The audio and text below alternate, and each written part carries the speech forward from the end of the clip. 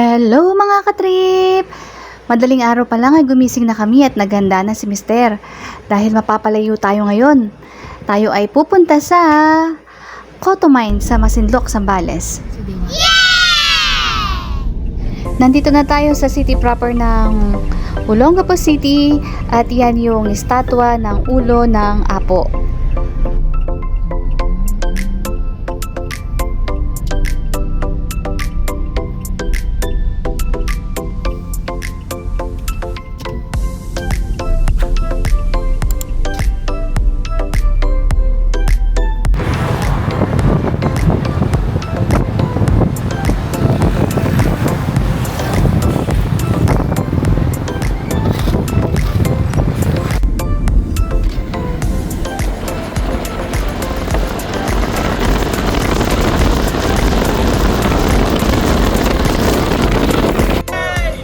Ito, toilet break muna tayo dito sa isang gasoline station dito sa may Palawig, Zambales.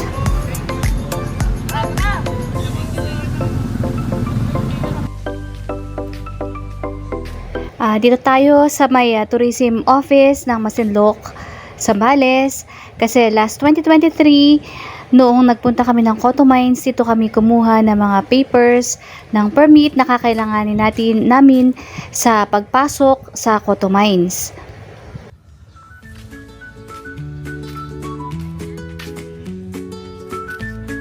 Yes, baby. Tuwan-tuwa si Mikayo. Favorite niya kasi yan si Tifiti dun sa Moana. Finish na. Madali lang puntahan itong Masinloc sa mga gustong mag-commute.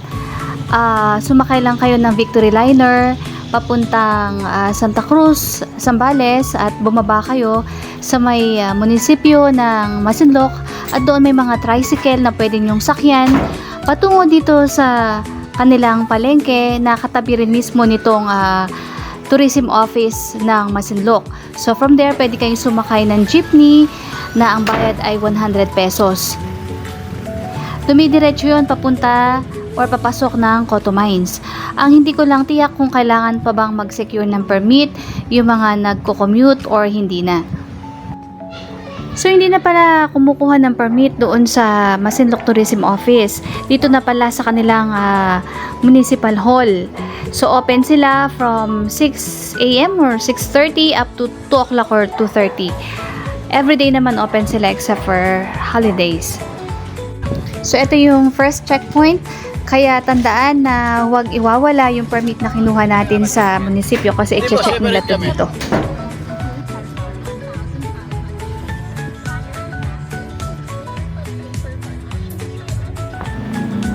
From the main road o yung highway, babagtasin natin ay mga 1.5 oras pa na puro rough road kaya konting tiis, konting tiyaga kasi lahat daw na maganda ay pinaghihirapan.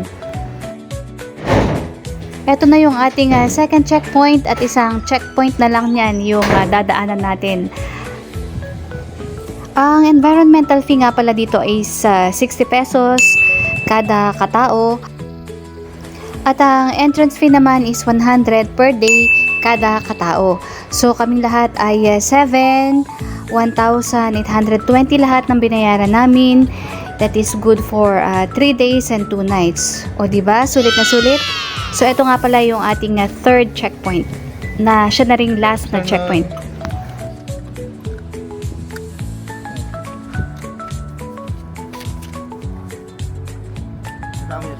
Hindi po, solo.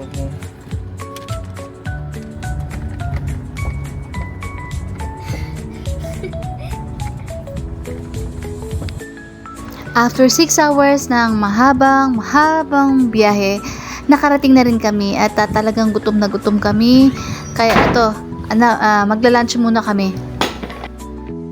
Nakapag-unload na rin kami ng mga gamit at na-set up na rin namin yung mga tent namin at yung mga chikiting ay hindi na matiis at nandun na sa may sapa na ipapakita namin sa inyo maya-maya.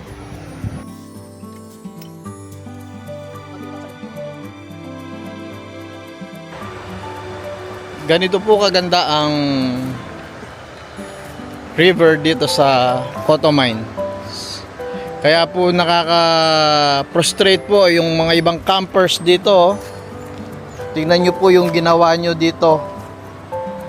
Gentle reminder lang po sa mga nagka-camp dito, maging responsable po tayo sa ating basura. Kawawa po yung Mother Nature para may babalik-balikan po tayo na naman ang sisira dito sa lugar na to. Maging responsable po tayo sa ating mga basura, dalhin po natin pabalik kung ano yung dinala natin papunta.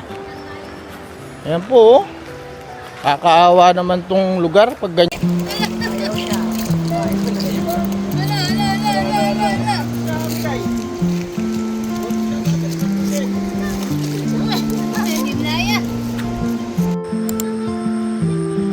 Gabi na tayo, so this is our first night here in Coto Mines. And ayan, mga kasama natin napagod sa kaka-swimming.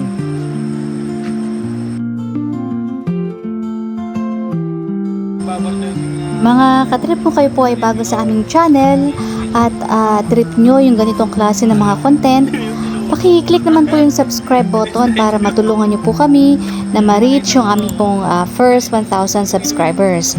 Maraming salamat po mga katrip.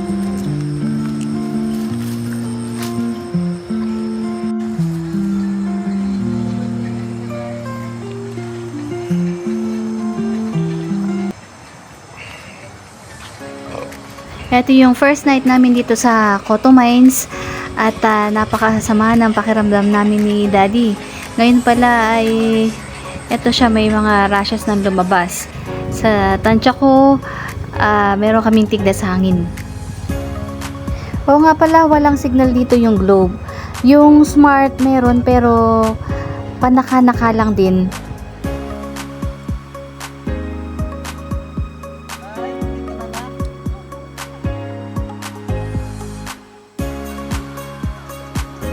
Nagpaparating na kami ng antok at sa palagay ko lahat kami ay magiging masarap ang tulog dahil sa sobrang haba ng binyahe namin, and hopefully ay makatulog na kami ng masarap.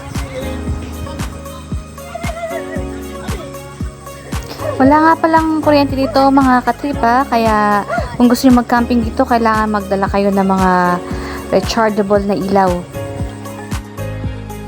O paano mga katrip? Ito po yung ating first night dito sa Coto Mines at abangan nyo po yung susunod naming video, ang part 2 ng aming Coto Mines trip, at ililibot po namin kayo dito sa buong Coto Mines. Kita-kits! Thank you for watching! Please like, share, and subscribe to our YouTube channel.